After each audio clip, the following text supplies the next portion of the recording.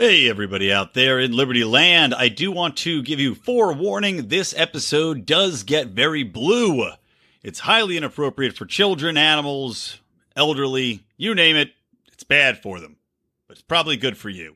So, put the kids in the cellar, put them out back, whatever you need to do. Also, top of the show, I just want to remind you, please do support a donor seed that we're doing for our friend Daniel Lee. I'm linking to that in the show notes, which are at lionsofliberty.com/ELL47, helping him out from hurricane damage that impacted his family in Houston. Now then, on to the show! And now, the beginning of a new Thanksgiving tradition that's fun for the whole family. The running of the turkeys, etc. On your mark, get set, go!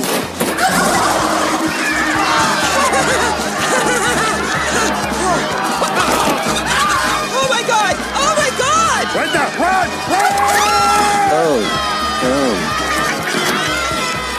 I see these kids now with jive printed on their shirts. Now I can teach you how you're supposed to say jive. Dad, please just drive the car, Dad. I'm watching the road, sweetie. You jive, turkey. See? You got to sass it. Quit jiving me, turkey. You got to sass it. A turkey is a bad person. It ain't cool being no jive turkey. So close to Thanksgiving. Yeah. Welcome to Electric Libertyland, here on the Lions of Liberty podcast, your weekly shot of culture, comedy, and liberty with your host, Brian McWilliams. Hey there, everybody. Yes, welcome to Electric Libertyland. I am your host, and as you may have noticed from that very special intro that I put together, this is Electric Libertyland's first Thanksgiving Especiale! That being said, it's also... Hey, what? Who's in my house?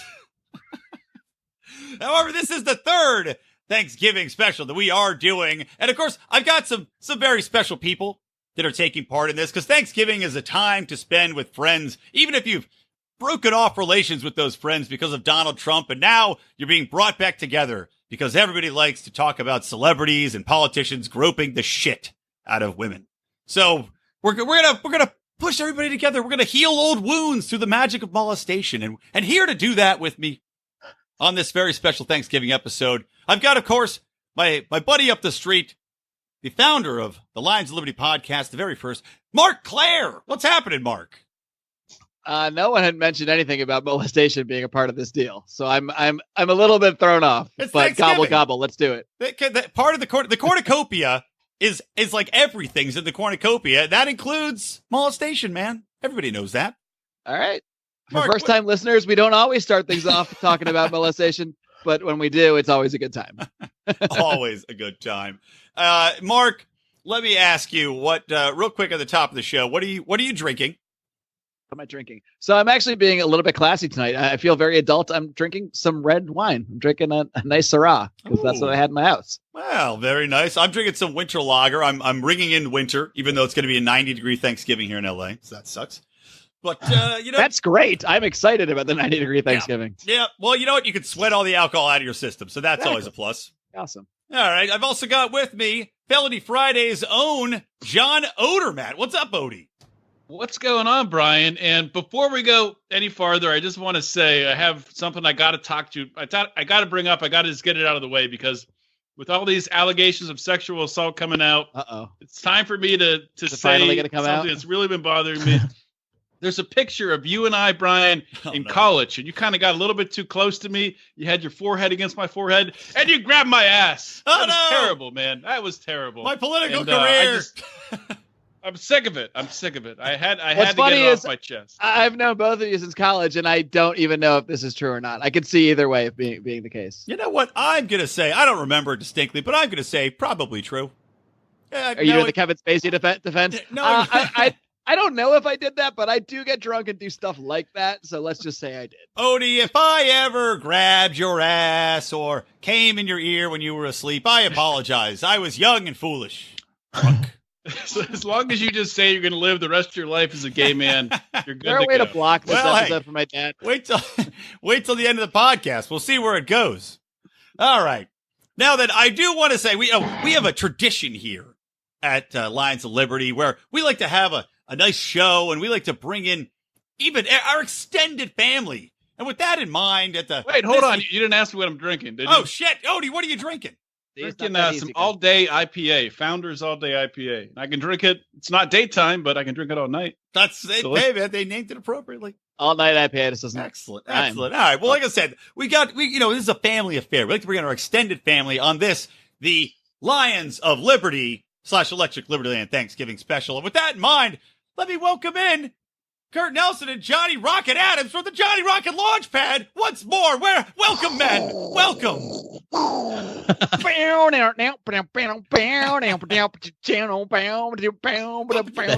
our new intro. That's our new intro.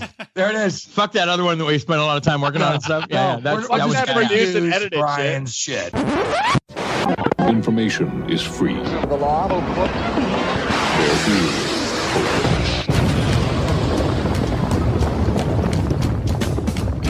The Johnny Rocket Launchpad. And now, here's... Welcome. Hey, it's Johnny Rocket here at the Launchpad. Always launching ideas in your direction. America's only rock and roll libertarian radio show. And I'm here with my co-host, Curt goddamn Nelson. That is correct, sir. Yes. See, we're here. It's tradition. We are here, and it's good to be here. Is there any bukkake? Is it? Did anybody bring the bukkake? You know what? This year I figured we would go. Everybody's so health conscious that I didn't want to weigh us down with a bukkake heavy gravy. In the bukkake thing. It's funny that I was worried about the molestation while completely forgetting that our past year's topics included bukkake in the title. Right. The last 2 years. Yeah. So we're actually getting classier as we go. Embracing the molestation, right? I mean, that's what it's all about. It's or a boot. A boot, yeah. If they're in I hope this is somebody's first libertarian podcast. It's always someone's first libertarian podcast. That's what I'm saying. Oh, The odds God. are it might be somebody's. Talking about libertarianism. This is what it's about, guys. What more do you need to know? Hey, it's what brings everyone back together. So, guys, welcome to the house and the home that I put together with the Thanksgiving table, which is delightful. Johnny, what are you drinking over there? What did you bring? What spirits have you brought into this home? I brought Session Lager. Not Heineken. This is the first time I've ever heard you not drink Heineken. Actually gone. Yeah. Well, there's a funny story about that. Curt, why don't you tell us why we don't have Heineken? I'm drinking Heineken. I don't know what the fuck you're talking about. Yeah, no, you're not. No, I am, because I have somebody bringing me a Heineken, a cold one right now with already pop top and everything. Oh, okay. She may be naked too, so. All right. How did she get out of the This is why trunk? we got to do the video podcast. I know his wife, and she would not come in here naked. Yeah, all right. Well, she doesn't know you're here. So. And I didn't tell her, so fuck it. So it might be like a free peek for me. Yeah, hey, Okay, cool. Well, There thank we are. God there's a woman at this Thanksgiving to do most of the cooking and the dirty work for us. That's right. Wait, I thought Odie was cooking again this year. He did a great job that one time. I can't cook, man. I can't cook. It was terrible. You were drunk last year.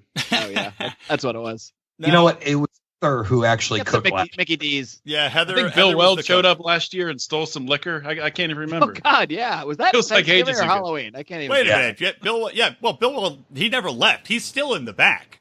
He's always in the freezer. He's been always in sleeping- somebody's freezer. He's been sleeping on between the couch and the freezer for about the last year. It's been almost exactly 365 days, and I've not had any goddamn whiskey because every time I buy it, disappears into the ether. And I look and where's Bill Weld? Sneaking around with his goddamn red freezer face, fucking my life up. Motherfucker. As always. Oh, Is it? man. Have you guys heard the rumors about Bill Weld running for the Libertarian? I first thought they were just like trolley rumors. Apparently there is something to it, and he is actually putting out feelers and planning to possibly run for president. And part of me actually wants him to, because the podcast material. I mean, he's an excellent podcast character to just knock on. Problem is, what if he Who's wins? going to support Bill Weld, the asshole caucus? I mean, really. Yeah. I mean, like the Libertarian Party asshole caucus. We should start Who that support caucus, Bill guys. Weld? I just had Michael Hayes on the show. I really like what he's doing with the Mises caucus, but I really think the asshole caucus could make some serious waves. I want to say, I can't wait for the Bill Weld, Arvin Vora. It's me, Johnny, Arvin Vora. It's the asshole caucus. The asshole caucus. Mick, hey, what do you guys do? We're just a bunch of assholes. We're a bunch of dicks. The only requirement, you got to be an asshole to people. You got to be a dick. We did come to the right place. Oh, my God. It could be a dick caucus, but it's an asshole caucus. Yeah, I mean, who would support Bill Weld? I mean, goddamn, we've been talking about this for a year now. Not even the asshole caucus would. We wouldn't. Well, the thing is, he's been so quiet. I know he's been, like I said, he's been in my house, but what the fuck? Fridge or something. He's lying in wait. He's like, you know what he's like? He's like fucking Shingles. That's what Bill Weld is. He lies in wait. He comes, he screws your life up. Then he lies in wait, and then as soon as you let your guard down and you start having a good time, drinking too much, bam! You got Bill Weld shingles. Fucking up your libertarian. Then you can't wear a T-shirt for a week. It's awful. From what I've heard about Bill Weld. Fuck Bill Weld. Awful, man. So we talked about our drinks. What did we all bring? What dishes have we brought to this Thanksgiving table this year? Let's start. Is this potluck? This is yeah, man. This is potluck style. I'm not cooking all day. Bill Weld's not cooking shit. So what do we got? I mean, hey, Curt, what did you bring with you? What's in your pockets? Do you have tater tots? Thanks. I'm glad you asked because I happen to have with me a burger here from up the street. It's like just one burger or burgers for everybody. Just me. You guys don't get none. Sorry. But all right. Happy Thanksgiving. Curt is actually going to run for president as the asshole caucus representative. He's got it down. A burger in every ass. That's his slogan. Just bring a burger to Thanksgiving dinner. He brings a burger everywhere he goes, just one. He never shares. Yeah, of course not. Gimmick. Come on, I'm an asshole. Now, is that a Burger King burger, or McDonald's burger, Carl's Jr.? What are we talking? This is much like I would say the equivalent of like an In-N-Out. But it's like a local thing. Equivalent of In-N-Out? In-N-Out like stands alone. It's like off and on burger. Very bold statement. Fast food burger place. We've got their burger. We've got a place called Dick's here that's I think is better than In-N-Out. See, maybe it should be the Dick Caucus instead of the asshole caucus. Isn't that a bit redundant though? No, I like asshole. Dick Caucus. Don't use that quite out of context, please. Well, I found, man, I become not more. That there's anything wrong with that. There's not. I used to be like, In-N-Out's okay. Now I'm full-fledged a California In-N-Out honk now. So I'm going to say you're full of shit. You don't know what you're talking about. Most Californians do. But the thing is they're wrong. I mean, you were saying that and you haven't had a Dick's burger, so. No, I would have. You haven't had a Dick's in my mouth? Some dicks. Excuse for us to fly to Seattle to get some dicks. Yep. Come on up, get some dicks, and then give us your opinion. You should go to San Francisco for that, but you know what? Waiting for Brian. All right, what about you, Johnny? Do you bring something to share with everybody at least? I brought a slab of bacon and a carton of cigarettes for you guys. It's the bacon's cooked. Are we gonna do bacon wrapped cigarettes or cigarette wrapped bacon? No. Bacon wrapped cigarettes for you guys. That's the way I like it. It's some tobacco. I like the slow burn. Hey. It actually works, man. Have you ever had bacon with Tabasco? No. It's a cat's meow. Seriously, it's great. Wonderful. You guys should try it. I'll try any. Well, I'm not going to try anything once. I'm not going to try bacon wrapped cigarettes. I think that's where Bukake came from, actually. I'll try anything once. Yeah. All right, Odie, what about you? What have you? What's your contribution? I actually brought with me a delicious, warm apple pie with a nice side of ice cream to put on top. But we were waiting to start the podcast, and Johnny and Curt were 20 minutes late, so I ate it. It's all gone. I ate it all. Actually, it's about 30 minutes, but we don't need to split hairs. God damn it. All right, well, it's going to be a very sparse dinner. So far, we've got bacon and cigarettes. And whatever, one burger for Curt. And whatever, we can lick the box that Curt brought. Marc, how about I brought a little concoction I cooked up here called anarchist stuffing. There's nothing in it yet, though. It's actually just whatever you guys spontaneously decide to add to it through consent. Yeah, all right. Through voluntary exchange. So I don't know. Wow. I don't want to essentially plan it, so I would be against the whole thing. So it's just whatever. Well, so maybe a little bit of Curt's burger we can use as like the base. Maybe crumble some of that meat up and then that melted ice cream we can pour in there, and we got. I do have some apple pie crust. I got some. There we crust. go. Now we're talking. Okay, all right. Hey, spontaneous does work. Box at the Burger King, man. Yep. You didn't need me to tell you what to put in the stuff in. You just got to jump in there, grab it by the pussy, and grab yourself something to eat. This is going to be called the Lions of Liberty tape when Curt runs for president. This is all going to come out in the wash later on. When he's running as the asshole caucus representative, someone's going to play. Let me play you this clip from the Lions of Liberty podcast. That's why this. It is funny that this show, by virtue of getting into politics as a podcaster, we basically all assured that none of us could ever possibly run for office. Yep. We've destroyed that opportunity. It's totally gone. I mean, I could have gotten away with it maybe before, but not now. Not now. Have you guys ever noticed that Howie and Curt sound very similar? No, never. No, not in any way. Crazy. I think a little bit. Howie sounds like this. No way. It sounds like this. I just want to hear Brian's Howie impersonation. Any way to tease him into that? Hey guys, happy Thanksgiving, everybody.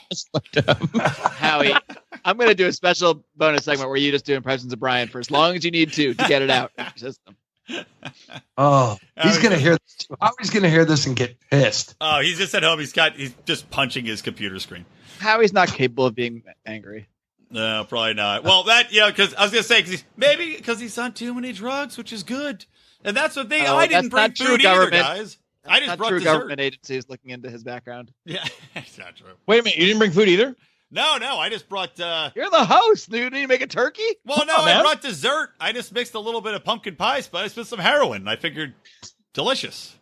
As long as it's real and not that fentanyl stuff. No. The fentanyl's just. Although I have friends that tried the fentanyl, and I was like, when they told me what they were trying, I was like, I'm gonna say you probably shouldn't do that. Right? People keep dying constantly. Yeah, don't do that, kids. This is a serious moment. This is a more you know moment at Lions of Liberty where we break from the humor and we tell you, please, no, this one's for real. Yeah. Don't use fentanyl. Like that one cop died from like touching it. Like it's actually that potent. I read up. I was like, that's this shit's serious. Really?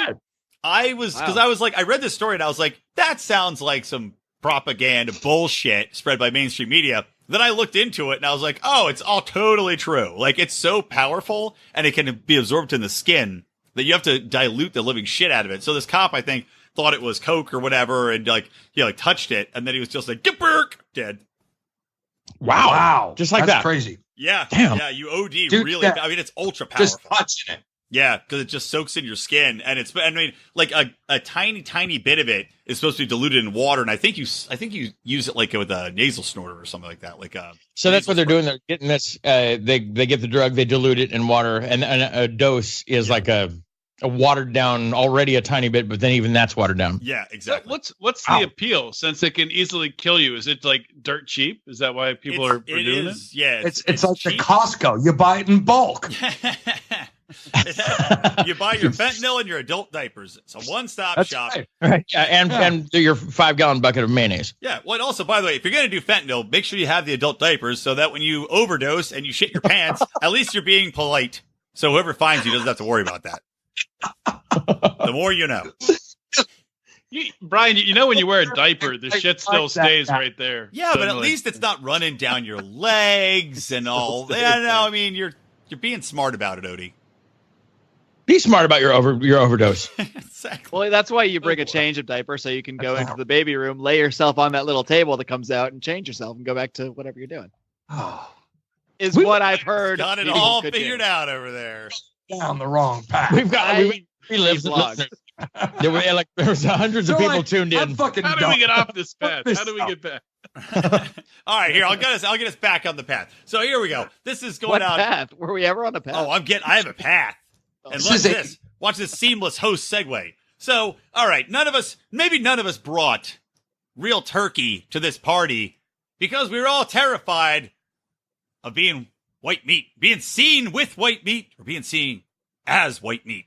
Because it reminds me of a story I heard about very recently wherein they were putting up posters on college campuses. And they said, it's okay to be white. Now I ask you 2 questions. Number 1, is this why nobody brought turkey to this Thanksgiving? And number 2, is it okay to be white? Johnny, go. It's not okay to be white. I feel guilty. I wake up every day crying in my coffee, my black coffee. It's like, I gotta. Because you're trying really hard. I'm trying really hard. And so it's not okay to be white. And no, I'm offended by that. Thanks, Brian. Fuck off. Oh, come on. This is Thanksgiving. It's too early to be fighting. We're not even that drunk yet. No. You want me to answer this seriously? Yeah, I want to see what's your take on this? Is it? I mean, this is like it sounds like a joke. Of course, Johnny I was fucking ever around. answered a question seriously? Okay. He did in my first interview. Fuck yeah, it's great. I mean, yeah. What's the problem with being white? Well, here's the thing. I'm white. Wondered. It's like it's okay empirically. It's okay to be any goddamn thing that you're born as. Right. It's okay to be anything you're not born as. I mean, exactly. It could be anything. That's it. I love this. It's like this. You can be whatever you want. Everything is a social construct. But if somebody puts a poster up, everybody loses their goddamn minds over it. Basically telling white people that, hey, you know what? It's okay to be white. Don't be ashamed. I mean, like, Odie, Mark, you guys have a take on this? Have you read the story? Well, I think the take is just, I think that whole thing is bait, essentially. Like, I think the people that started this probably, like, I'm guessing are doing this to get the reaction that it would get from, the other side of the. I'm not saying black is the other side of the aisle either. By the way, I'm saying the other side of the aisle are the far progressive nutso people that want to use identity as everything that would point to, that would guilt white people for the quote unquote horrible past of other whites, as if all whites are the same thing or all blacks are the same thing, and all of that shit to me is nonsense. The color and pigment of your skin is the dumbest thing that humans think about. It's the dumbest thing by far humans think about. So I don't know the people that did this, obviously, but to me, I imagine their idea was to get the response. I think it's fucking awesome, actually, because it's pissing people off, and it's not a racist statement. It's just. Like I had that post on my wall. To draw out the it's okay to have white children. And there's like a little baby and it's a white baby. And it like a lot of people thought it was hilarious, but at the same time, I'm sitting there going, I'm waiting for somebody. I'm waiting for some left wing. Some troll, yep. Some left wing progressive cocksucker to say, I'm offended. Fuck off. Oh, yeah. I'm just waiting. But then I'm like thinking to myself, God, have we come to this point in our society where I'm worried about putting in it's okay to have white children meme on my Facebook wall? Yeah. That is how bad it has gotten. Curt? And I think that's like the major, at least my major takeaway with it is the progressive left has pushed so hard with this identity politics that I think that's the reason why you see a lot of people, like why you see what happens in Charlottesville, why you see people out marching, because these young, stupid, impressionable white kids, right? It's easier to pull them in because they can say, oh, look, all these other people are saying it's not okay to be white and you got to pay reparations for your ancestors' sins. And it just sets up a very toxic environment. I mean, it's no wonder it's just a terrible recipe for exactly what happened in Charlottesville, which is not what we want in a civilized society. No, good point, man. You think about, it's funny. The left also loves to excuse like any action that people take. Well, unless it's somebody that likes guns. But a lot of these actions people do, they'll say, "Oh, you know what? That guy had a rough upbringing. He had an abusive father who always told him he was no good. He just really a lot of abuse, telling him he was no good at all." Meanwhile, the progressives are basically, as a whole, telling all of us white people, you're no good. You're never going to be anything good. You're despicable. I wish you never were born. So then are they going to excuse when, really, they should all be like, well, Donald Trump gets elected. They should all be like, oh, well, you know what? That's it. We've really been abusing those kids, telling them they're no good for so long. You know what? This makes sense. Yeah, but it's getting to the point now where the left, these progressives have been such apologists to everything just being white. I mean, they would go as far as letting a black guy fuck their wife so they don't seem racist. And that is how far we have gotten. Wait, what? I haven't gone that far. I'd like to go on record as saying I have not gone that far. Like, I'm not racist. I also have not gone that go far. suck Tyrone. Kurt's Googled it. It's like, wait, would that improve my status at the black Kurt's community? shopping around. The best deal. Is there a Black Friday deal and the black guy that comes to fuck your wife? Well, Black Friday, the day after Thanksgiving. I'm texting JB right now to see what he's doing this weekend. People are like, not racist. I let my wife fuck a black guy. Wow. Oh, there's your cold open right This there. was Brian getting us back on the path, I'd like to point out. It's down to just us, guys. All right. Yeah, we're on the path, all right. Yeah. Hey, have you guys put anything in this anarchist stuffing yet? I'm waiting. I was counting on spontaneous, not spontaneous combustion. What's it called? Spontaneous order. Oh, okay. I don't know. I put some fingernail clippings in it. There we go. That's something. That's anarchy. I mean, that's little something in there. I have the right to not say whether I have or haven't. Anarchy is fingernail stuffing, folks. Don't forget. Kyle Wagner's like, yeah, see ya. I told you. One more thing to add. That's right. You got to mention it on the main podcast. Kyle, congrats. I don't think I actually he listens. I enjoy his presence in the forum. I'm not gonna lie, but that's another story on its own. I also enjoy Charles Perallo. I enjoy everybody that gets people riled up.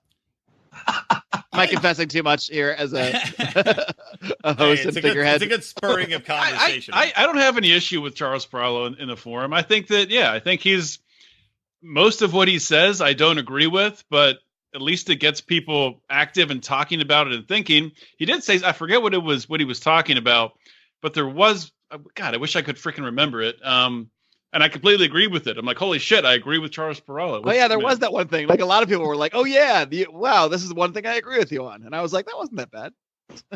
The one thing. Charles Perallo. Everyone agrees on. That's what his libertarian This is called. And it struck This is them a so much they can't monumental remember. occasion because everything he says just pisses me off. For the most part, I think he does have a good sense of humor, though. I honestly do. He's very self-deprecating. like people rip on him all day long, and he's like, "Guess what I'm going to do? I'm going to go to beinglibertarian.com and make another article just to piss off you, fan cat." It works. Look, we're talking about him on the fucking Thanksgiving show. exactly. Sorry, I brought this up. Oh, that's Enough publicity for you, Charles, but we do enjoy you in the forum. Yeah, for sure. All right. Enjoy all voices that can peacefully, One chat. more thing I wanted to add to this, though, because here we're talking about how you can be diverse in some way. Did you see that Apple fired their head of diversity who was black, by the way? They fired their head of diversity because people were mad about comments she said at some event or other, where she was like, you know what? If I see 12 white, blue-eyed people, they're still going to be diverse because they're going to be diverse in their experience and what they bring to the table as far as the way they look at the world. That sounds very logical. And they fired her right. just for that? That's a completely correct statement. She's being replaced by a white woman who I guess has more. It's like because a white woman can say that, a black woman can't. One could be a poor kid from Alabama, and one could be the son of like the fucking Russian oligarch. I mean, how this is like it's so ridiculous. Yeah. Oh my God. And the black lady, I mean, yeah, that's awesome. I mean, that makes sense. But the white woman's going to be like, you know what? There's too many white people in here. Yeah. We need some diversity. You know what? I'm not good enough. I can't take this job. I'm white. No, you know what it's going to be, man. Once you get hired and you're white, you look around, you're like, oh shit, I just threw off the entire fucking statistics here. They're going to get rid of some white people. I better start firing white people quick. Because you're next. Job security. I'm the last of my kind. Oh man, I ain't right. I just ain't right, man. All right. Well, how about this? Here's a question for you. This is an easier one. Who's the biggest turkey this year in Liberty? I'll throw it to Liberty. Who's the biggest Liberty turkey this year? I'll throw it to Odie to start off. Oh, damn it. I kind of want to go last on this one because I think mine is going to play off. I got a feeling mine's going to play off you guys. But I wanted to go last. Cocky dickhead. All right. Well, I don't care. Kurt, you want to go first? Yeah, I'll throw one out there. It's kind of obvious, I'd say, but I'd go with Bill Weld. All right. Yeah, because he's still hanging around. Because he's still trying to get some ass on the side for some libertarian. Bill Weld is like, you know what the ghouls Libertarian Party, wake up. You know what a ghoul is? Bill Weld is a ghoul. He's sticking around. He's half dead, half alive, but he subsists on the corpses of others. Like he's like the dead thing that has to just keep eating. No, he's not even a full-fledged vampire. Yep. No. He's a ghoul. He's a scavenger. Right. He likes vampire blood. That's right. All right, Johnny, what about you? So we got one vote for Bill Weld. I'm going to say Chris Cantwell. Oh, that's a good one. Does that count? Is he even a libertarian? I don't know, but he was. No, he's definitely a turkey, and that counts. When everybody calls him a libertarian Chris Cantwell, which half the media articles did, yes, he definitely counts. That is a good one. Yeah. Blood and soil, baby. And then he's fucked. Yeah. All right. Well, let's see. I'll go next, I guess. Even though I was gonna wait myself to the end. Everybody wants to go what last. I did there, I flipped it on you. Yeah, but oh god, I dropped my pen on the floor and I just hit my head trying to pick it up. But look, didn't miss a beat. Still talking. So I think impressive. For me, gotta be chairman of the Libertarian Party, Nicholas Sarwark. Ooh, yeah. That's dangerous territory. Dude, fucking Turkey Magoo over there, shitting all over Tom Woods, shitting all over Ron Paul, just putting his foot in his mouth, and then his explanations suck, taking people's comments out of context, and just like being an overall, turkey stuffed with fucking dicks, and just being an asshole. With dicks. Shouldn't he be? Someone is going to make a meme out of that at some point. It's going to be outrageous. Maybe. But I mean, seriously, man. I had never been a guy. I'd always liked Nick. I heard him on the podcast. I overall I respected him, but that shit just pushed me over the edge. Really got under my skin because it just was unfair and pointless and divisive within the party. It's just idiotic. Yeah. So gobble, Nick. I'm with you, man. Yep. All right, Marc and Ode, you guys want to fight it out for who goes last? I don't really have anything great, to be honest. All right, good. Well, then you go. Just go with what you have, because my thing it kind of brings it all together. I'm gonna go inside baseball for mine because I was gonna talk. There's some easy ones out there, but I didn't want to take those. I'm gonna call, and I like the guy. He was on the show once. I enjoyed his conversation. I enjoyed his presence on this other podcast, but I think Greg Lenz is a turkey for letting a young woman get in between himself and liberty. Fired. Wow, that's filthy dirty. Now you got to tell that you know what though? There's some Liberty League there's nothing personal, by the way. Respect I like there going on. That's like backing up your brother. That's what it is. Backing up Batman. Respect. That's what it is. That is, yeah. Wow. I just think he missed a good opportunity. I think that what the guys at We Are Libertarians are doing right now has been really great. I think they've really stepped up their content and as well as they're kicking ass with their listener support. And obviously, the biggest crowning achievement is being members of the League of Liberty. So things are going great for them. And I think he messed up being part of a good thing. I think how much is Spangle giving you under the table for saying that? Well, what's Spangle? What are you talking about? Chris is under the table right now. Spangle, come on out of here! Get out of here!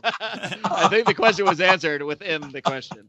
Chris is actually in the kitchen wearing an apron that says "Kiss the Cook," and but with tears on it because of the whole cat situation over. Ooh, that was kind of fucked up.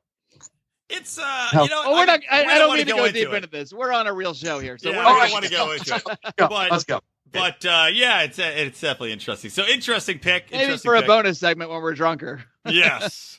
All right, Odie, wrap it up. What do you got, man? This is you build a lot of expectation up for this epic turkey pick. Well, I would say that the people who are the turkeys in the libertarian movement as a whole right now are those who are using Nicholas Sarwark, Alvin Vahora, Bill Weld, Gary Johnson. With your name pronunciation now. Whatever his name. Good, you've been taking my pronunciation classes. I'm glad you like those books on tape. Or once a week on Electric Libertyland. It's just me reading out of a dictionary and going, I think this is right. Roads? Who will build the Roads? Why don't we have any people named Smith or Rick? Now I'll read out of the dictionary. Anyway, make your point. What I was getting at is, and I'm not talking about you guys because you guys are doing fantastic things with shows and podcasts and doing the hard work, doing what needs to be done. But the people who I think there's a lot of people who sit on the sidelines, and I see them all throughout the Libertarian Facebook forum community where they say, "Oh, the Libertarian Party, it's a joke. It sucks. These people don't know what they're doing. They'll never be taken seriously." Well, they won't unless you actually try to change it. If you maybe step up and get involved, or if you don't want to get involved with the party, start a podcast or start a YouTube show or do something just being in a Facebook forum bitching about it does nothing. So quit being a fucking turkey. Oh, damn, calling out Ooh. the Facebook. So he's Facebook calling libertarian out. trolls. He's calling out the Facebook trolls. I'm more Don't worry, libertarian Brian. No need than to get you. a turkey soundtrack. I got this covered. That is fun. That was a good one, John. Good job, man. I'm kind of with you on that. I applaud that. I like that a lot, man. That was a Calling good out one. the libertarians. Well, you know what, dude? I was thinking about that, like getting involved with the Libertarian Party, and Mark and I were talking about going because they had the California Libertarian meetup or whatever the fuck. So we looked up where it is. Yeah, we looked it up, and it's literally like you'd think it would be in a city where people live, and it's like literally in the middle of fucking nowhere, bumblefuck California. Is it in Riverside, California? No, it's dude. way farther than No, Riverside. way far. Like it's literally like And not just far from us and close to another. Like I would get it if it was in San Diego or even San Francisco. Like I would at least get it. It'd be too far, but I would get city. That's a real city. Yeah, but like a real place that people are. Where is it? What's the place? It was like Jim's basement in San Feliz. Okay.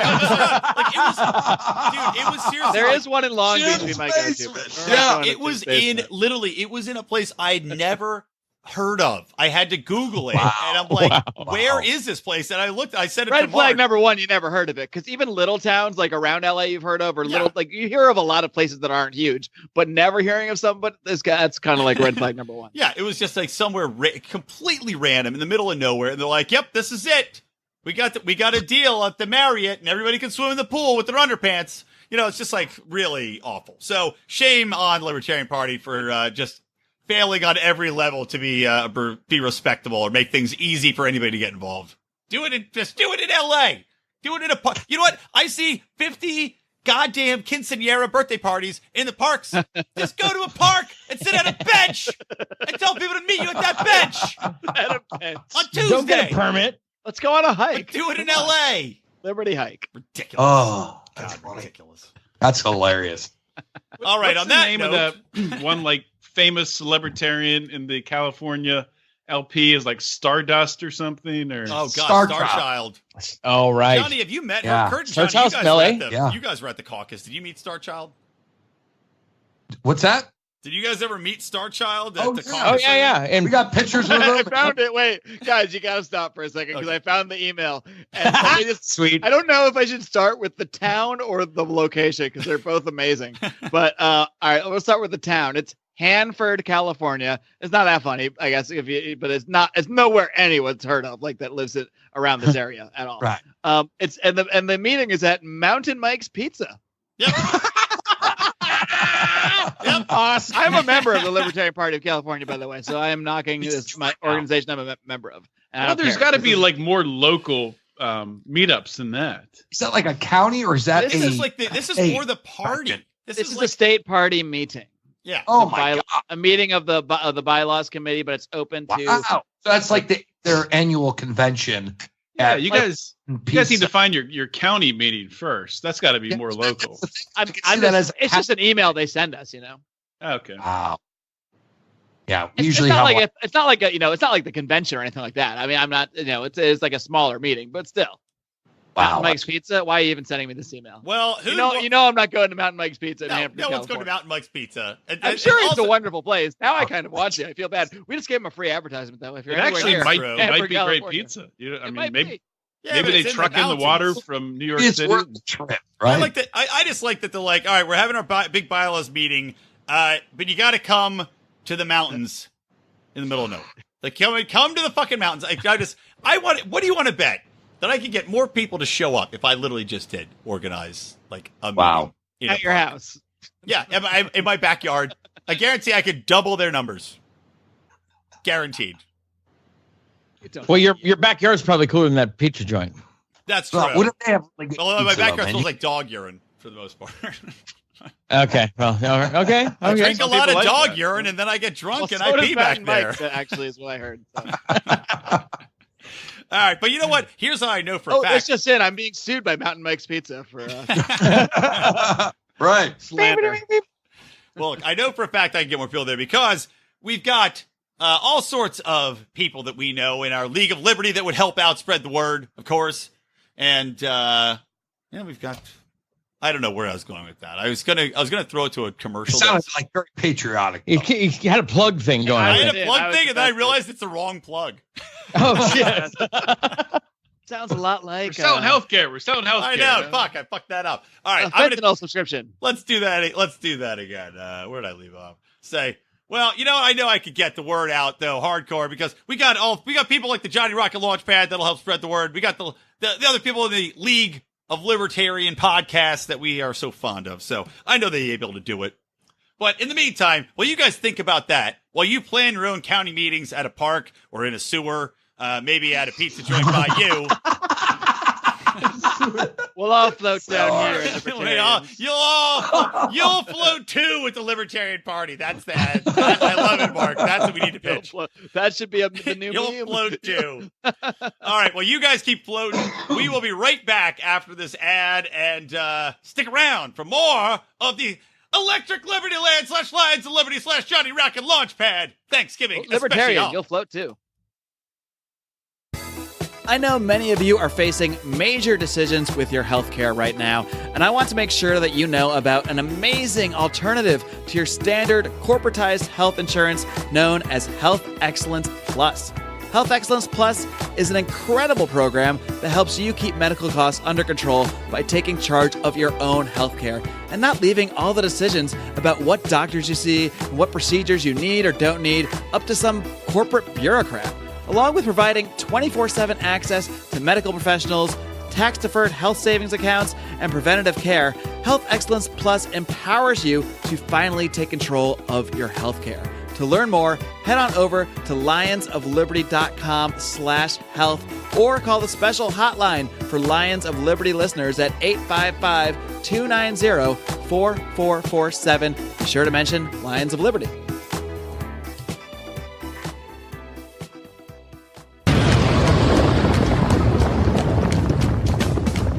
The Johnny Rocket Launchpad. And now, here's Johnny. Hey, it's Johnny Rocket here at the Johnny Rocket Launchpad. Always launching ideas in your direction. America's only rock and roll libertarian radio show.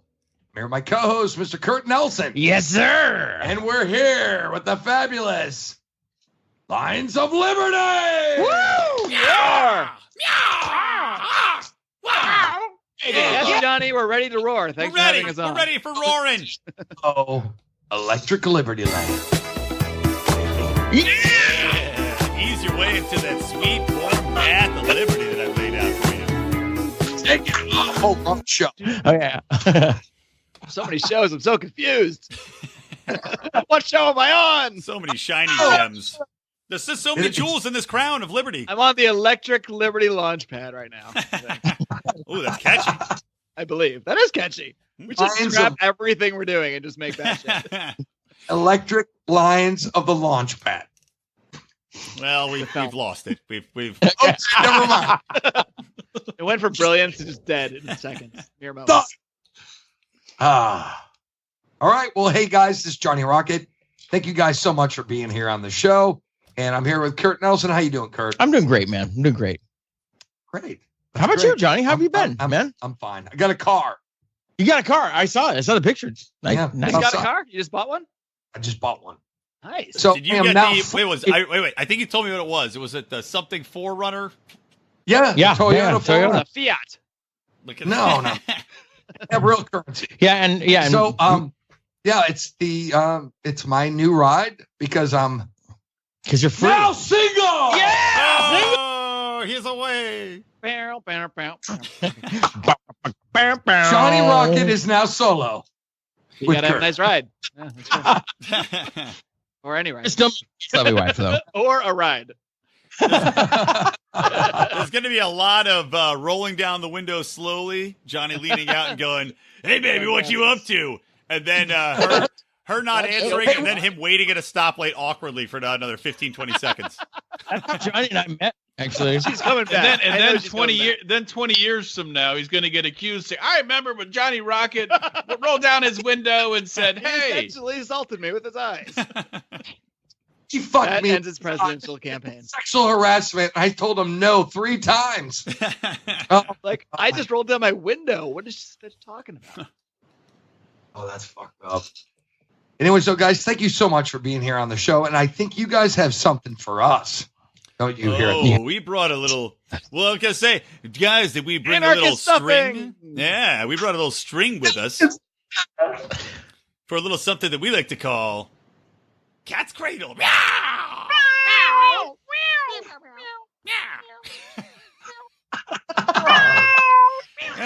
Sounded better in practice. Meow! Cat's Cradle. Sounded better live. Practice is awkward. Talking about practice? Now, Cat's Cradle, for those of your audience who did not listen to the previous 2 Thanksgiving Bukkake shows. Which you'll link to in today's show notes. Which I will, which you can find at lionsofliberty.com/ELL47. They call me the plug machine for a reason. Yeah, that's the reason. I call myself that. Or something. Anyway. But Cat's Cradle might, it's interesting. It's similar to a thing that you guys like to do on your show, but we've taken that and we've improved upon it because we made the questions. Okay, there you go. There you go. It's better by design. Yeah, exactly. So what we're going to do is we're going to fire these Cat's Cradle questions at you. And you've got 60 seconds or less to answer them. Okay. Are you prepared? I'm ready. To be wrapped? Are you prepared to be entrapped within the Cat's Cradle? Meow! Meow! All right, question number 1.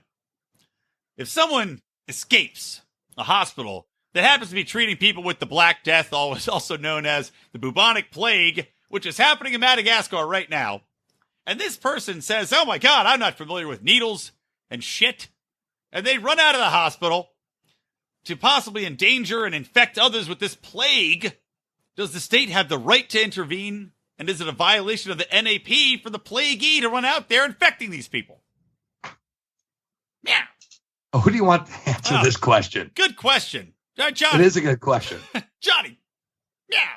Well, hey, we're asking the questions here. That counts as one of your RocketFire questions. Yep, that's one down. Okay, so I guess that would be up to the property right owners of whoever owns that land. So if somebody who escapes a hospital goes onto my property, I have the right to escort him off or shoot at him if he's going to infect me and my family. Can I add an addendum? What if the black plague, I don't know how far the distance is, but why does it have to be a black plague? Why can't it be a white plague? Yeah. Because we write the questions. What if he's 40 feet from your property, but black plague can infect anyone within 100 feet? It's an addendum. It's 1A. Question 1A. Well, it doesn't. I mean, at that point, though, he cannot be held against his will. But, and when you shoot the gun, you're on your property, but the bullet flies off of your property and kills him. Well, for the record, I'm shooting him. Right, but at that point, though, I mean, yeah, but he does not have the right to be contained, or I still believe that. No, he does not. He has the right to leave that property if he wants, but it's up to the individual owners of that land to determine whether or not they want him on the property. Yeah, like even if his presence can infect. So it's a property rights issue at that point. And you can have a contractual, agreement. If you have the bubonic plague, then if you want treatment, you provide me the right to contain you. What if we change it from bubonic plague to zombie plague? I like it. I like that better. Yeah, because then you can actually see a difference there, right? Yeah, you can actually tell. I'm just saying, I'm shooting the zombies because it's sure NAP gone. It's a good question, though, and it's a great question because but I believe it's a property rights question. Well, it's a real world example right now, man, because people are fleeing in Madagascar and they're infecting everybody. Okay. All right, Marc, you go next. Marc is Marc on wine. Okay. This one's specifically for Johnny, but we'll have to get Curt. Curt is allowed to answer as well at any question ever, just for the record. Dude. But if you could interview one person for the Johnny Rocket Launchpad who you have not yet to interview, a live person, this is not like a fantasy. Like, I know you choose Hitler, your idol, probably, obviously, but who might be alive for all we know, according to the JFK files. But who would that be? I would have to actually say Ron Paul. I know you had him on your 200th episode. I did. I would like to have Ron Paul. So you might rephrase that as, I am jealous of Marc for. I'm jealous of Marc Clair and his fucking crony. That's a great segue, though. Their new intro. Yeah. Just now. I'm glad you answered that way because that's a great segue to an announcement that I'm going to make right now, if you allow it. Second one would be Judge Andrew Napolitano. All right, that's one of your answers that you also. That's an extra answer. Yeah, but I have 60 seconds to answer it, so I can answer. You can extrapolate. You can extrapolate. Let's hear more. Go on, extrap on. What about you, Curt? Man, I don't know. Curt would interview Johnny. Answer. I don't know. The Pope. Johnny's the one who hooks up the interviews and such. I'm just a goddamn engineer, you know. Oh. I'm just an engineer. Oh, what a sad assessment of things this Thanksgiving it's not like that. So I'm the guy on the show that's the non-political guy. That's we're all fucked and I'm gonna bring Howard Stern. Curt wants to interview Howard Stern. Kurt, if you could interview anybody, Liberty or anything, who would it be? Tyler Durden. John Bonham. He's dead. They said anybody. They said a lot. Oh, live, but I mean, whatever. It's the cat's cradle. Whatever. Fuck you guys, man. I'm going home. No. Take your burger with you. We need you here. We won't be able to Don't hear forget you. grab one of those bacon rack cigarettes on your way out too. You don't want to forget that. Yeah, I just had one of those on break. I haven't had a cigarette in like a year, and I just had a fucking bacon wrap cigarette. And good. woo, it's a good high. Woo. Good. Those are good. It is funny you answered Ron Paul because he's actually going to be back on the show in 2 episodes from today. I think this is the first I'm telling the public. Yeah. 2 episodes from now, I'm having Ron Paul back on for episode 325. Not 2 episodes from now. This is new my show. Whatever. Episode 325 of my show on Monday. Thanks. All right. Thanks. Yeah. Well, maybe I'll put in a good word for you, depending on how the rest of the show goes, Johnny. Yeah, and Johnny's balls off my microphone right now. He's like, "Fuck that guy," you know. He's like, "Oh, it's crazy." No, I'm serious. I'll try. I can be like, "Hey, there's this other show that you might want to go on." You might not want to tell Ron to listen to this. No. An idea. Here's a link to our latest. Ron Paul's having flashbacks of all those horrible articles that were written under his name. He's like, "Oh God, I can't associate myself with those people anymore." Are you sure he's going to be on your show, your 325th? Like after I was sure. Yeah. Oh, that's funny. But now this is aired. Who knows? By the way, what a Thanksgiving. I mean, this really is Thanksgiving, guys. Because I mean, shows have children sitting around a Thanksgiving table, one-upping each other. Perfect for them. This is perfect. All right, Odie, you're next. Meow. Yeah, so we're gonna play a little bit. Thanksgiving, is it a crime and should they do time? Oh, yeah. Music. This one goes back to the Trump inauguration in D.C. A lot of the people who were rioting in the streets are being charged with rioting, conspiracy to riot, inciting riot, blah blah blah, bunch of felonies. But there's also people who just filmed the rioting and they did cheer on. Like, if you watch the videos, they cheered on. If somebody was breaking a window, they'd say, "Yeah, break a window." Or somebody was spraying graffiti, "Yeah, graffiti." But the people who filmed that are also being charged. Not that they necessarily broke anything. So should the people who were not rioting, just filming and maybe encouraging, should they be charged with a crime? And if so, should they do time? Hell no and hell no. I mean, that's not. It's not a crime to just say. I mean, you can be like, "Hey, punch that guy in the face! Fuck yeah, man!" And it's the guy who punches somebody in the face that's got the problem. They didn't do shit wrong. The other people who are out there rioting or stealing people's shit or destroying people's shit, yeah, they're doing a crime and they deserve to do the time. Johnny, you got anything? Nope, I agree with this answer. Okay. Meow. I got to say, I agree with you both. I definitely agree. Yeah, Curt. It was an underhand pitch for Curt. Yes. Curt knows stuff too. He All does. right. Next question. This is one I know. When Curt wants for the LP nomination of Asshole Party, there's gonna be a meme that says Curt. He knows stuff. Right on. Yep. All right, here you go. This one will have some divisiveness within the group, even our own group. Are Netflix's terrible shows an act of aggression against fans of Marvel properties? Johnny? Wait, what? are Netflix's horrible shows, my opinion. An act of aggression against fans of Marvel properties. Ooh. That's tough. This is good audio, guys. Save all this. Have you seen the shows, Johnny? Legally, no. But, yeah. The man just bought a used 4Runner. He can't afford $8.99 a month for Netflix. That's right. Actually, you're it's so $10.99 right, dude. I can't afford it. I saw Luke Cage. That was the last one. Thanks. Cage was badass. I thought it was pretty good, and so was Daredevil. Cage was great, and so was Did you see Iron Fist though?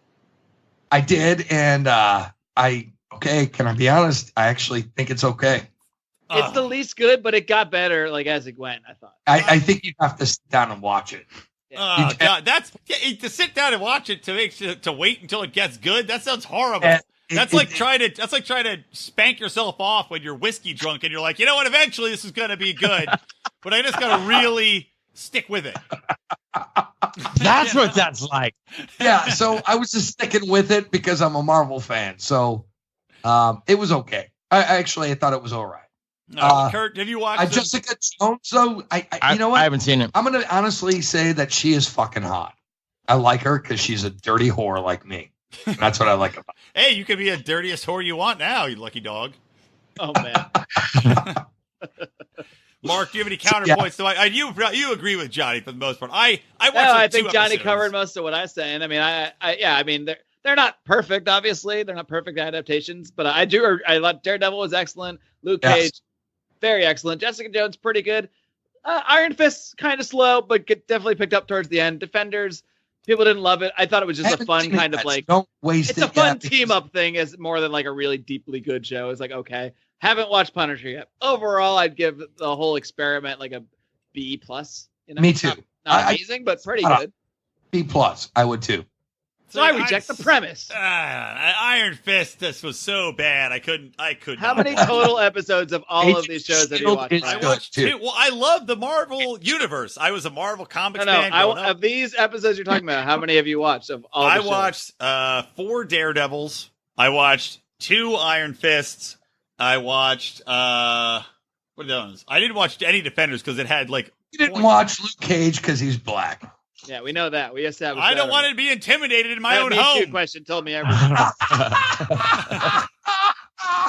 Nick Cage was in Iron Fist at some point, wasn't he? He was. And then Cage might be the best one. The Defenders was supposed to be one of the shittiest things ever produced ever.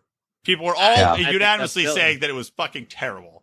I didn't hate it. And then I don't know, but Daredevil, I'd never been a big Daredevil guy. I'm like, all right, it's the guy who looks like the fucking dude, like the little devil from the candy box. He has fucking radar. How cool is that? You know what? There's a little black kid I saw in a YouTube video. He goes around and he makes clicking noises, and that motherfucker can steer around garbage cans. That's the real hero. It's amazing. There's room for more than one hero in the world. There's room for Daredevil and that past your 60 seconds. That's probably true. All right, go ahead, Odie. Go. You could. That's enough. We talked about it up for this topic. Go, Odie, or go, Mark. Right, and just for the record, I want to say for anyone out there listening who hasn't seen any of these, it's okay. I haven't either. So we already established that Odie doesn't have Netflix. Odie's the goddamn Daredevil of watching anything. By the way. He can't see. He can see anything on the programming, but he can't see anything. Blind to it. He knows about it and knows what's happening with it, but I do have Netflix. We just don't watch it. We just don't use it. Well, give Johnny your fucking password then. Johnny your password. At least give Johnny your password. That's right. Anybody who thinks that's illegal, this is obviously a joke, but when we get off air, please share your password. All right. I would never share my password. Mine? All right, go, Mark. Go. Anyway, is it a crime to share your Netflix password? How about that? And should you do the time? Should we make that a real question? No, I'm just kidding. I'm kidding. All right. So this next one, another is it a crime and should they do time? This is Colorado. So Colorado has sued Uber, or I guess they've slapped him with a fine. I guess it's already a fine. It's official. $8.9 million. The penalty is for 57 Uber drivers were driving with the past criminal record, DUIs, felonies, and things that should have been caught in the agreement they made with the state. in order to get, licensed or whatever to operate Uber, whatever, for them to do it. And I guess they didn't meet those qualifications. So is it a crime that Uber allowed this to go on, and should they have to pay this $8.9 million fine? That all rhymed. It did. And should they use that? It sounded fine. Is it a crime? Did it rhyme? So, did you say this is something that the state should have caught in the application process, or it's something that Uber should have caught? It is, yeah. So Uber, there's an agreement, like for Uber to operate, they have to submit, at least in Colorado and probably most states, they have similar agreements, to like a background check database. I don't know what it's called here, but there's like a database they submit to. Any driver has to go through it. But there was like an error in their process where they just missed a bunch of people. I see. And actually, what tipped him off. This isn't funny at all. I don't know why I'm laughing. But there was an Uber driver that pulled out a passenger and kicked him in the face. They were like, wait a minute. Why is that guy kicking somebody in the face? Wait a minute. Why is that guy driving an Uber? Oh, he doesn't have a license. But well, I mean, I guess I would say at that that like all that shit shouldn't be a part of the process to be a deciding factor of whether or not one man can drive another man across town or not. However, if they all agreed to all of this in the beginning, if Uber said, okay, we're going to jump through your hoops and we'll follow these, your contract you've set out basically, and then they didn't, then I think they're liable. That there's a bunch of ridiculous hoops they have to jump through to make it okay for somebody to drive another person around, I think is retarded, but. That's it. I think I'm within my 60 seconds there. Rock on. Johnny, anything to add? Fuck the state. So no. I like Curt's answer. I agree with the idea that they're saying that if we made a deal with the state and they didn't honor that, whatever, but the state's full of shit anyway, so fuck him. If anyone wants to get a job and they're willing to work, then let them work. Now, but it's up to the company to make sure that they're screened properly. So if they're not getting screened properly and you're getting a guy coming in and he's beating a guy on the side of the street, then you have an issue. So that could be that could hurt your PR more or less. So yeah, but it's on them. It's on Uber, not them to get charged by the state for crimes. It's up to Uber to maintain its reputation as a business. I think you guys are making fantastic points, but the one thing you might be missing, I think a lot of libertarians miss in situations like this, is that Uber is not really a free market company. They've infiltrated the system. They've infiltrated the system the same way the taxi cab industry did, and they've kind of built the walls up back around themselves. So now they're almost a part of the state. So it's not like anybody can start their own rideshare service tomorrow. Sure. That's right.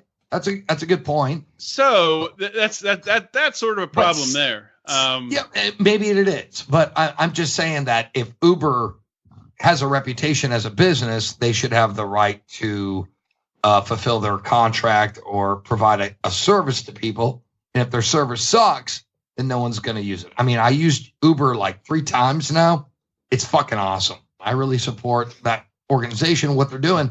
And even though it's not necessarily free market, there are other businesses that are coming up out of the woodwork. I've heard like they sort of came up, the whole rideshare thing kind of came up under the guise of like, hey, whoa, we're not a cab company, man. We're like, we're just a little guy, man. It's just one guy fucking giving a ride to another guy. And, that pissed a lot of cab drivers off that were unionized and that had jumped through all the hoops and whatever it takes to do all that shit. And then, I've also heard people say that they're like fucking like doing crazy shit. They have a bunch of legal teams that are like stonewalling shit and doing all kinds of like they're the fucking mafia. So I mean, I've heard two sides of like, hey, they're kind of this libertarian type came up out of like ducking out of the laws and regulations to they're way overstepping their bounds. They need to be regulated, and it's a problem. So beyond that, I don't know. I think you kind of I think you're right in both ways, Curt, because I mean it is obviously very libertarian. They have a breakthrough idea, a way to connect people who have a resource, have a car, people who need a ride. You get around, the state system that's failing.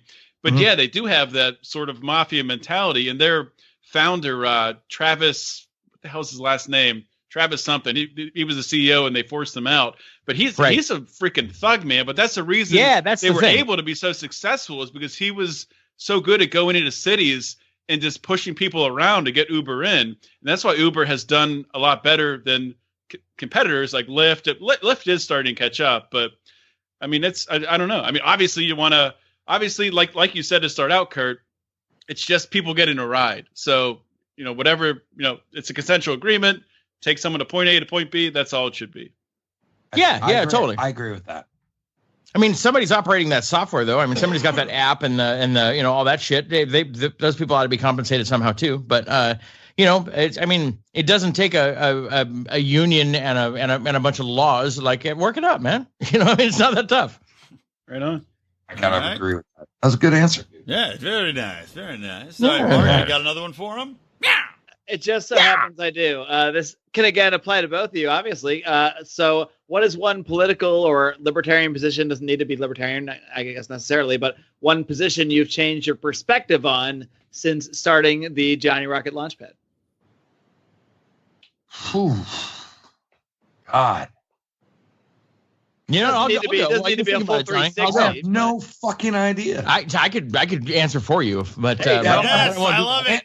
Curt's carrying this thing. Do it. Yeah, for me, I would more so than when we started the show, I would call myself a libertarian.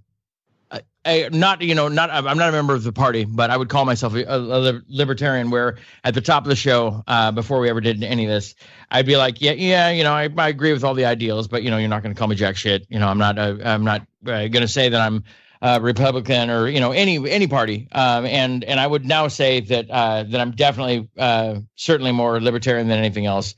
And Johnny, holy shit. Johnny, in the very beginning, when we were talking about, I'm gonna draw a blank right now. I just had, we had a discussion like last summer where, oh yeah, I remember. What was the issue? War. Yes. Oh yeah, it was going to war. It was going to war because you're an ex-military man, right? And I was like, oh goddamn, I can't even believe you're saying this, Johnny. Like, you go ahead. Yeah. So like, I guess when I first started the show, I believed. Well, first of all, I was a minarchist when I started the show, so I was like a John Stossel libertarian, Stosseltarian, if you will. Stossel, yes, thank you. Buffett. Yeah, but I totally changed my mind on the state. So I started, reading economics, and I think it really was the turning point about war, because I was in the military for so long. It's just been embedded in my head that we need a national defense. We need a national defense. Because we need a national defense, and we need to go to war because of a national defense. And so I was fucking high, so like the early shows, I was an asshole and I was an idiot. You're still an asshole. I'm still an asshole, but I'm not an idiot anymore. I don't think we need to be going to wars. And I was a little more pro-war than I am now. So a lot more. So that's one major thing or shift that I would have to say I made. And in a goddamn good direction, I'll say. Well, thank you. Yeah, all right, back to me. Here's this one's a doozy. This is a fucking question doozy number of a is this? This is question number. Where's the sound effects? Meow. Question number 7. Meow, meow, meow, meow, meow, meow, meow. I lost track of my meows. I think that's 7.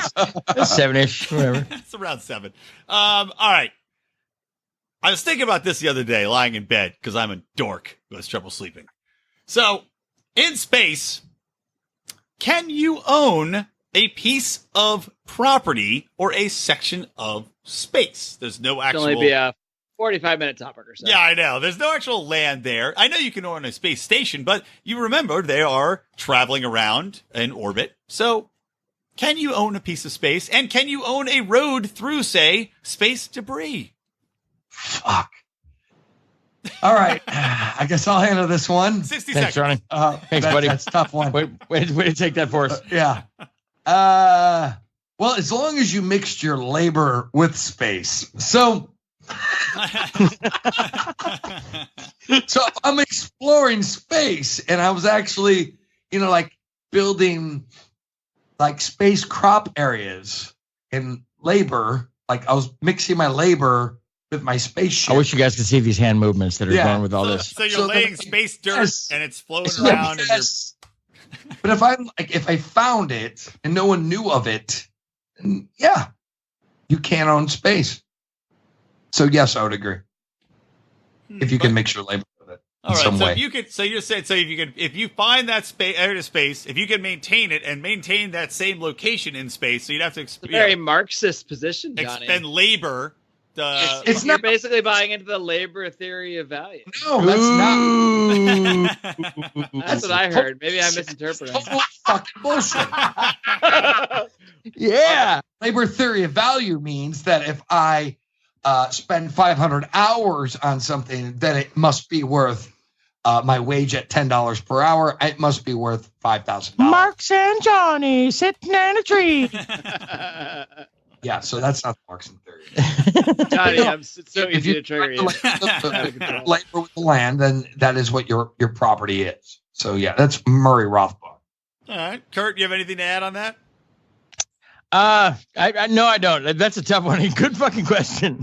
Good fucking. What about Marc or Odie? Do you have any take on this space question? I do think I'm more of I don't like the mixing labor idea as much as I like the first claimer idea, because that's if you've claimed something, and by claiming I do mean you have to be. It is kind of similar to the mixing labor idea, to be honest. I just like to trigger Johnny. If you're claiming land that you're actively using it, you can't just point at broad land. In a libertarian idea anyway. And in real life you can apparently if you're government, but you can't just point at land and say it's mine and I can use it. And I don't think you can just point at a spot in space they're selling plots on fucking Pluto, that no one's ever been to. I don't think you can really do that in any kind of libertarian sense.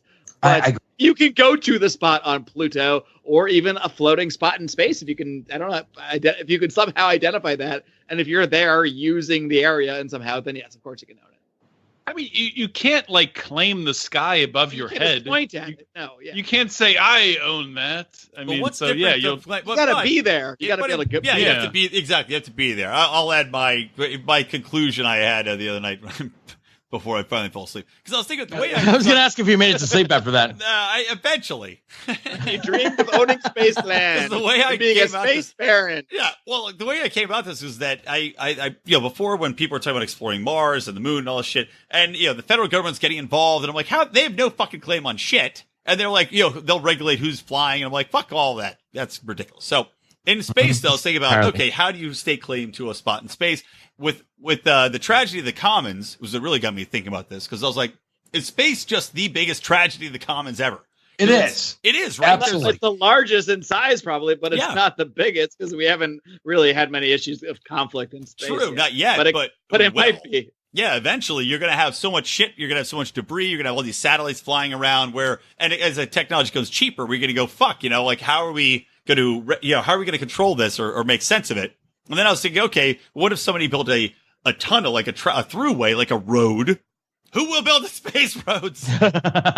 Who will build the space bridge? And who will maintain it? Who will build the space bridge? Whose tax dollars will maintain it? Right, but that's what I was saying. I was like, okay, well, somebody have to build you'd have to get a plot, you'd have to put your labor into it and maintaining it and making sure that it stayed clear of space debris by either having people having some sort of electromagnetic field. That's it. I'm calling Walter Block, and I'm doing an episode called "Who Will Build the Space Road." I think you should. That's a Look good for it idea. in like 6 weeks. I don't know. That's a tough one. Anyway, I agree with the resolution is if you were expending the labor to make it happen, to keep an area of space clear per se, so that people can travel through that space unimpeded by the space debris and everything else flying through there, then you de facto own that space. You put in the time and labor, and you should be able to charge people accordingly to use. I agree.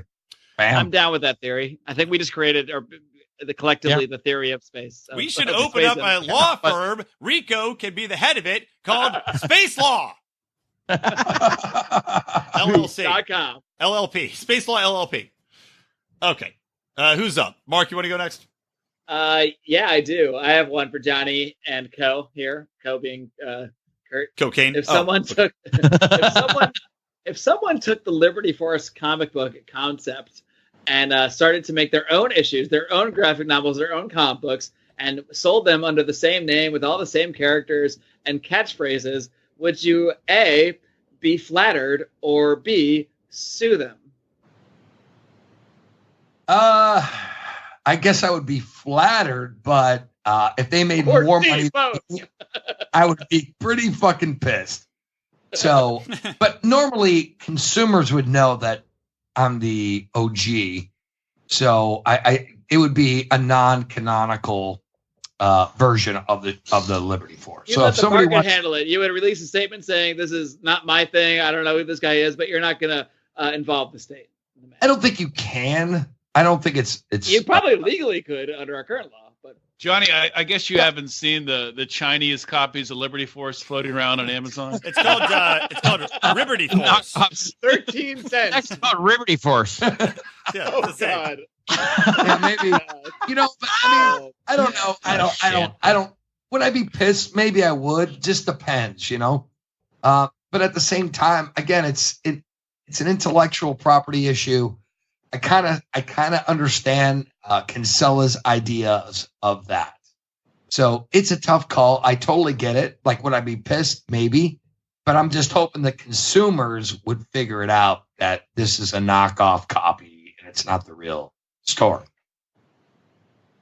So that's what I would hope. I think I would hire that guy, the originator of Uber, to go and pay him a visit. You know what I mean? Wink, wink, nod, nod. Yeah, I don't know. I'd probably be upset, but at the same time, it's still fraud. I mean, so they're still using the Liberty Force as their own, so it would be fraudulent behavior. So if they used a likeness of the characters, that is something I couldn't do. But if they actually said this is the Liberty Force, that's fraudulent. So fraud is that's a legitimate. Yeah, like if they said I am Johnny Rocket Adams, and if you send me money, like I am the one profiting, that would be fraud essentially, because you'd be stealing from people who thought they were contributing to you. So that's so you wouldn't need copyright in that position, though. Yeah, I think that's the perfect take. Hey, Mike, Mark, your mic is sounding like really odd right now. Yeah, you sound like you're far away, dude. You sound like are you still plugged into your mic? Oh, you know what? Yeah, here we go. Oh, there you go. Now we're good. I knocked it to the side without realizing it. There you go. We're back in. All right. Good answer. We still have questions to do. God damn. I know. It's going to be a very long podcast. I'm going to be very quick with mine. We're going to stick to the 60 seconds. Yeah, we're keeping our answers short. We'll just be like, yeah. All right. 60-second answer to this one. No. So I had another question. I can't remember, but this popped in my head. I was watching a recent Larry Sharp video talking about how he would solve problems in the state of New York, being governor of New York and New York City, how to raise money, that he would sell bridges to companies like Verizon and whoever the hell else wants to buy a bridge, JP Morgan, who the hell knows. So how would you sell these bridges in a fair way and not it become a cronyized system where you're just having, selling really power? Because obviously if Larry Sharp's governor, you trust him. He's Larry Sharp, seems like a good guy. He's not going to allow that to corrupt him. How would you privatize the system by selling something like a bridge without allowing it to be a way that a politician is allowing themselves to, get favors and things like that by selling the bridge to certain companies? Well, that'll be a nice, quick, easy answer. Thanks. Oh, yeah. Thank you. Why does Larry Sharp have control of bridges? Because he's governor of New York. He's very charismatic. Okay. That's all you have to do to control a bridge. I mean, John, at the end of the day, the government has control of bridges. So to simplify the question, to make it more complicated, how do you move that control from the government to the private sector? Just have a private business buy the fucking bridge, and if they want to sell it to whoever they want, they will. Yeah, but if the government owns it now, who are they buying? Like, how do you determine who it gets bought from? Whereas whoever wants to pay the money, the most amount of money for the bridge. Oh, it's like a bidding process, maybe. Yes. But how do you know the bidding process isn't rigged if it's like the government running it? You know? I don't know. It's all rigged. How do you know anything, man? How do you know this is a simulation? I don't know. Yeah, I know it's not. I know it's not an easy. Maybe there's like third-party organizations. It's a question. It's like I don't know. Shit, we better be. How do we know that the bridge will be sold to the local mom and pop store versus Verizon Wireless? I'm not concerned about that. I'm concerned about if it's like fair. If it's not just a crony deal as much as like the highest bidder should just get it. Whoever buys it. And if it happens to be Verizon Wireless, even though they have created their fortune on the blood and guts of American people, I don't know. There's no way to really follow the money back. I don't think there's a real answer. Only thing I think we can do is just say whoever wants it buys it, and if they suck at managing it, then that's when they'll go down. I got an idea. Raffle tickets, $1 million ticket raffle. Or we can do raffle tickets or lotteries. There you go. But you have to have a minimum of 50 people have to buy a ticket for it to count. There you go. Okay. All right. I think that'll wrap up Cat's Cradle. Johnny, that last question was payback for my appearance on the Launchpad. That was good. That was good payback. All right, you guys ready for some rocket fire?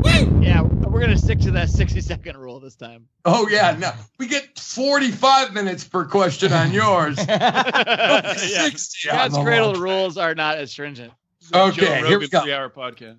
Okay, so I'm going to rotate this out. So this one's going to go, since this is Brian McWilliams' Electric Libertyland, we'll start with him. Question 1. How would you sell hot cocoa in Florida? Well, number 1, I wouldn't sell it hot.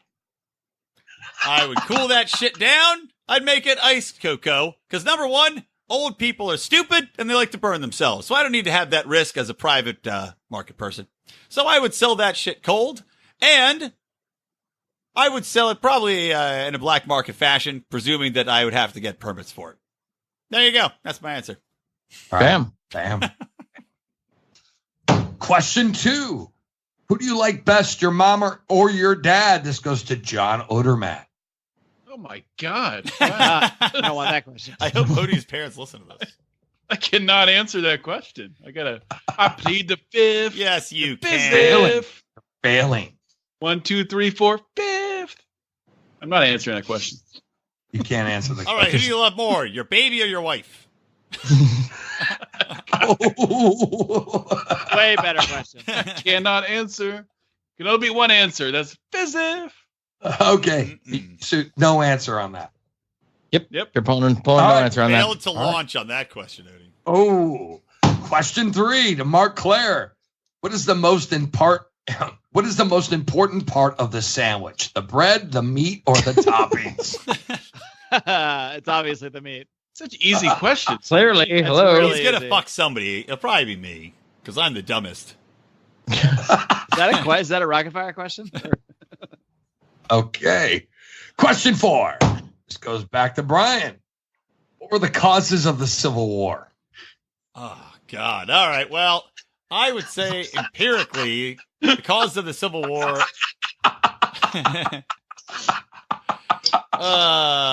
I would say the cause of the Civil War, if we're being completely honest, is the mechanization of the North versus the refusal to mechanize from the South, where they were dependent on slave labor, which then in turn forced them to take a very militarized position when it came to the rights of the slaves.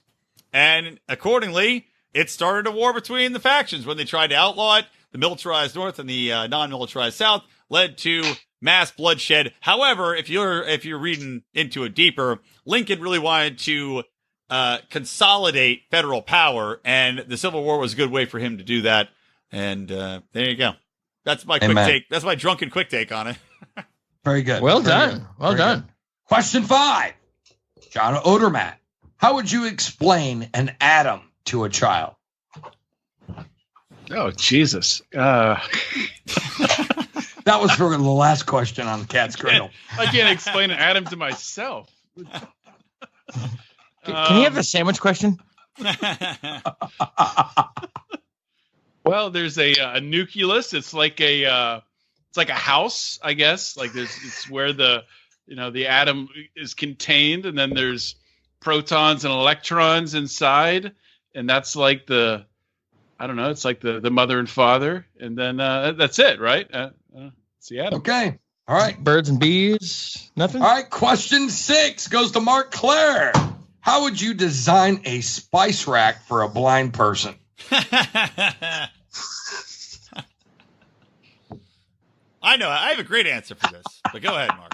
I think the answer is fuck you, Johnny. Sorry, I was just talking with my microphone muted. I would design it with obviously I would have like on the little nooks where you put the spices. I would design it so there was a braille label on each one, so they could easily just touch it and know what the spice was. Remove it, feel the nook again to put the spice back, because that's how blind people roll. And I would design it for them because that's what the market would tell me to do.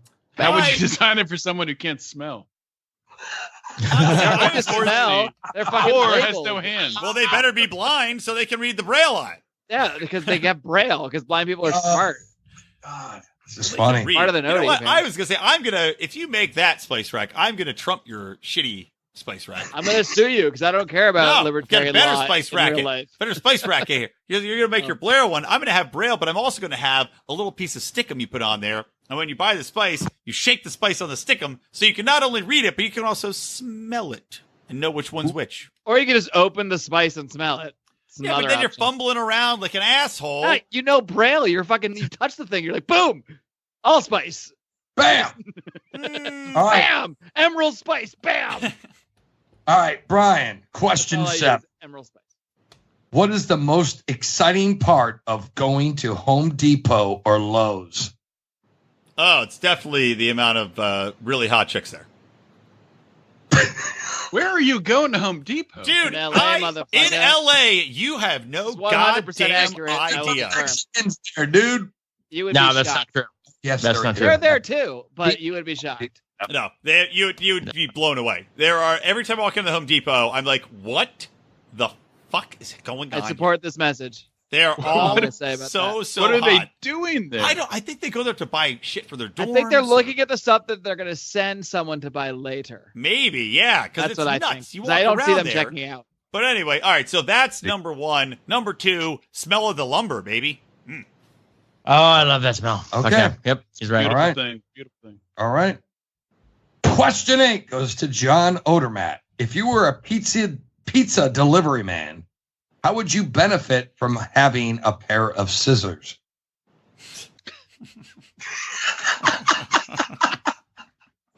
God damn it. What? There's a million answers for this, Odie. Come on. Well, obviously self-defense. I mean, if somebody Good point. Good point. pulls Fantastic. something on me, at least I got some scissors. I could stab Think about that. stab I give you him. applause for that. That's funny. Self-defense. That's all I got. Oh, you can That's all you perform. got. I could cut the pizza too. yeah. If a pizza wasn't cut and I could cut the pizza at the last minute, get a bigger tip. I don't know. And if they ordered pepperoni and the pizza came without pepperoni on it, you could go to the bathroom, give yourself a circumcision, bam, pepperoni. Bam! Wow. Oh. Very creative. Oh, my God. That's All how I right. roll, man. Try that one on stage, Brian. That'll work. Question 9, Marc Clair. What do you think of garden gnomes? I think they're the goddamn dumbest thing ever. What's the point of them? Why do they exist? Why does anyone have them? I've never seen one in real life, only on TV. Is that what Rand Paul really got tackled for? No. Real people have those? I don't live in rural America. I'm sorry if I haven't seen a garden gnome. Wow, that was the most elitist bullshit I ever said. I'm sorry. to any garden gnome owners out there, I had a moment. I'm wine drunk. It's not what I usually do. We're gonna lose so many subscribers. Mark, we just lost half our listeners. 50% of our downloads just dropped. Easily. They actually undownloaded the show they're already listening to when they heard that. A real TV station. We don't. If you're a garden loan lover, please post in the Lions of Liberty forum. And tell me why. I don't think I've ever seen one in person either, actually. See, Kurt's with me. I have. They're around. Hashtag him too. Hold on, wait, Johnny. Wait, say it again, Johnny. Sorry. The last question goes to you, Brian McWilliams. You ready? Oh, I'm ready. This is the toughest one. Oh, he's ready. Oh, damn it. All right. Question 10. Would a stripper be considered a customer service representative? Oh. Yes. Yes, she would. She's all things. She's all things to all men. All things to all men. She's all of it in one package, dude. She's got it all. Soup to nuts. Literally. True. I object to this answer. Why? Wait, we haven't typically in the American industry, a customer service representative is one who is an interface between the actual service provider and the customer. So they're usually just talking to the customer about issues with the service provider, whereas the stripper would be the service provider themselves. So you're saying the pimp is the customer service rep? Yes. It's a consensual pimp stripper relationship. Hold on. She's representing the business. She's Representing not her own actually. business. No, we She's a should be on the stripper. phone, and we were you calling She customer should pay service? a guy from India to talk to Brian. He's like, you're one. You're not happy. What he calls Are it you a happy problem. with your blowjob? If not, I can. The difference. Thank you. If no. I want blocks from you right now. The stripper is actually a representative of that establishment. Am I right? But she's on the phone Right. in India. Are we going to have podcasts after this airs? No, this is the last episode of All Lions of Liberty podcast. is It has the been a end. blast. I'm sorry Yes, that the Matt. Ron Paul interview will never air that I just mentioned earlier, but that's the breaks. That's what you get by being risk takers. Doing 90-minute Thanksgiving podcasts. So we're over that. Hey, so you guys, thank you guys so much for coming over to Brian McWilliams' house. Yes, welcome Thanks. everybody. Whoever blew up my toilet needs to get in there and clean it up because it's The only thing in this stuffing is toenail clippings and a little bit of burger meat. Well, This that's is not also working what's out. stuck to the bowl in my bathroom. Somebody needs to clean those toenail Oh, that clippings makes sense. off That the was inside of the my- bowl. It's All disgusting. right, I got it, man. I'm sorry. I You apologize got the about that. works. You got that liquid cleaner, the works with the. And he little doesn't. funky- Not anymore. That's what's in the stuff. You didn't drink it, did you? No. Well, it's a long story. I'm pretty sure I was actually It's in the assaulted on stuffing, this too. show. Well, in the thank course you of this guys for program. coming over. Thank all of you for coming over.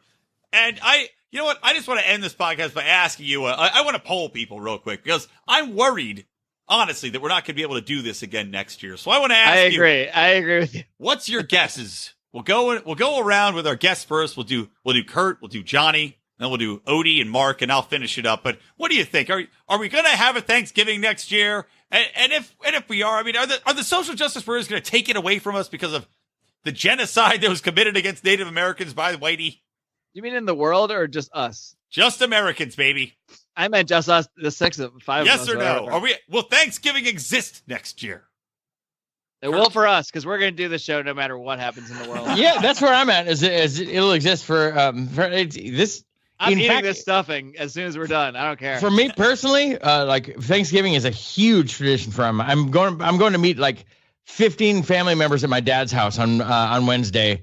Nobody's going to take that from my family. And aside from that, yeah, fuck them. We'll be doing a fucking Bukkake show next year. And I'm still going to continue to call it the Bukkake show.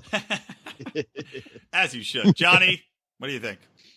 Yeah, there's going to be plenty of bukkake still.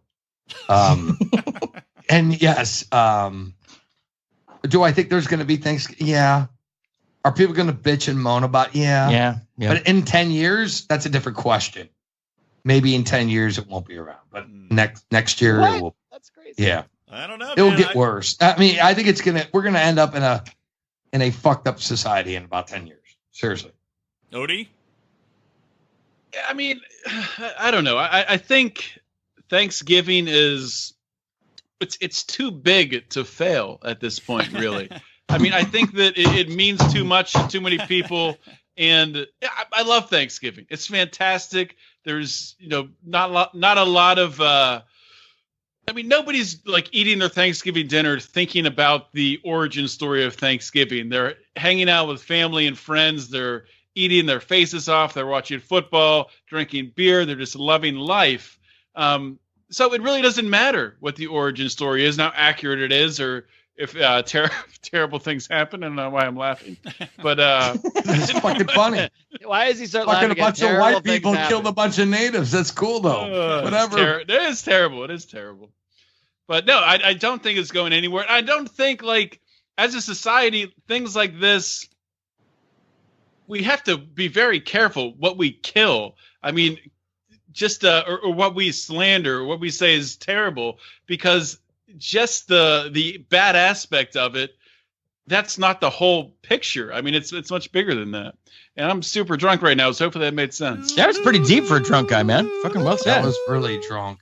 I felt like we needed some like patriotic music behind that too. Seriously, I get what you're saying. We need the Charlie Brown music behind it. Yeah.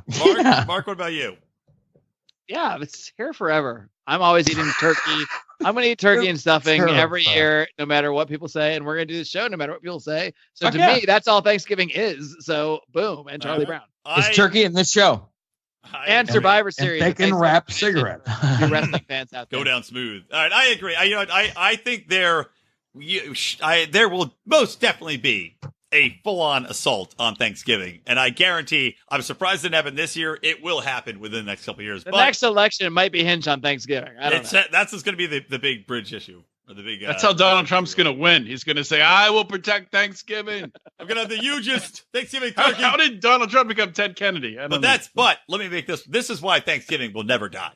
It's because it's based around not family, but drinking and eating a shitload, and everybody loves it. You'll never get rid of that. That's very American. It's very American. You'll never get rid of it. People love drinking, they love eating, and they love having this sweet, sweet 2-day holiday. 4-day weekend. We all get hammered on Wednesday nights. It's fantastic. That's kind of the same reason that the strip club will always be around. Yep. God bless it. The bakery. And Lions of Liberty and the JRLP. Damn well right. Motherfuckers. Damn well right, We guys. ain't going nowhere, kids. Well, if this didn't kill us, nothing will. Nothing will kill us. We remain strong. Well, thank you guys so much. Thank you. Go ahead. It's not like I was talking here. Thank you all for joining us. Thank you to our audiences, our joint audiences, for joining us on this most lovely of holidays, their meal and our feasting. I want to remind everybody to please follow along. Listen to all the Johnny Rocket Launchpads, to our audience, to Johnny's audience. Listen to all the Lions of Liberty shows, to follow us on the tweet boxes, to give us iTunes reviews, to go out and shout at people in the streets. But you know what? Be goddamn good to each other, because it's the holidays. Thank you, Jerry Springer.